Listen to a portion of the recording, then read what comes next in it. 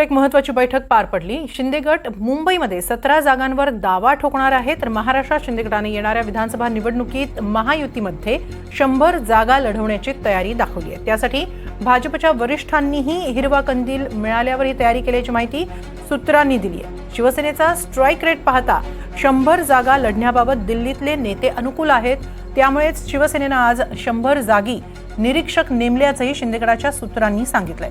शिवाय या 100 जणांना जुलै अखेरीस पहिला अहवाल देण्याचे निर्देशही शिंदेंनी दिल्याचं एनडीटीव्ही मराठीच्या सूत्रांनी सांगितलंय।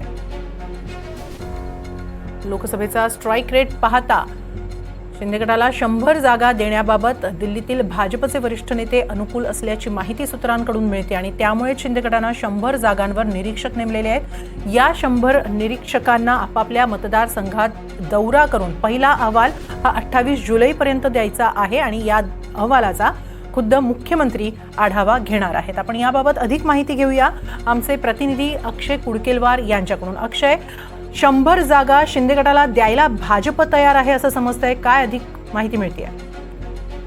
हेमाली, आपण जर बघितलं तर 100 जागा संदर्भात स्वतः अमित शहा यांनी अनुकूलता दर्शवल्यानंतरच मुख्यमंत्री एकनाथ शिंदे यांनी पुढचं पाऊल टाकत 100 जागांवरती आपले जे निरीक्षक आहेत ते नेमलेले आहेत। दुसरी महत्वाची माहिती आता आपल्या हाती येते की मुंबईतील 36 जागांपैकी 17 जागांवरती शिवसेनेने आपली तयारी सुरू केलेली आहे। या 17 जागांपैकी बहुतांश जागा अशा असणार आहे की ज्या ठिकाणी समोर शिवसेना उद्धव बाळासाहेब ठाकरे गटाचे पक्षाचे उमेदवार असणार आहे।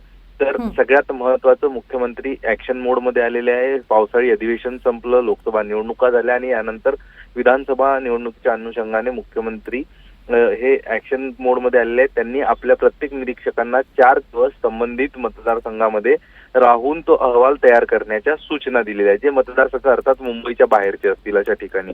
आणि सोमवारपासून या कामाला सुरुवात करण्याचे स्पष्ट आदेश मुख्यमंत्र्यांनी दिलेले आहेत आणि पहिला अहवाल मुख्यमंत्र्यांना 28 तारखेला द्यायचा आहे। त्यानंतर पुन्हा एका आठवड्याचा ब्रेक असणार आहे या निरीक्षकांना आणि त्यानंतर पुन्हा त्या मतदारसंघामध्ये जावं लागेल। अर्थात 28 तारखेला जी बैठक होईल आणि जे अहवाल येईल यावर त्या संबंधित मतदारसंघामध्ये नेमकं काय करणं अपेक्षित आहे, त्या ठिकाणचं वातावरण अनुकूल आहे की प्रतिकूल, ज्या ठिकाणी प्रतिकूल वातावरण आहे या ठिकाणी आणखी काय केलं पाहिजे याबाबतचा निर्णय या 8 दिवसात मुख्यमंत्री घेतील आणि पुन्हा हे निरीक्षक त्या मतदारसंघामध्ये जातील आणि मतदारसंघाचा आढावा घेऊन एक अहवाल सादर करतील आणि महिन्यातनं 4 बैठका स्वतः या निरीक्षकांसोबत मुख्यमंत्री एकनाथ शिंदे हे घेणार आहेत।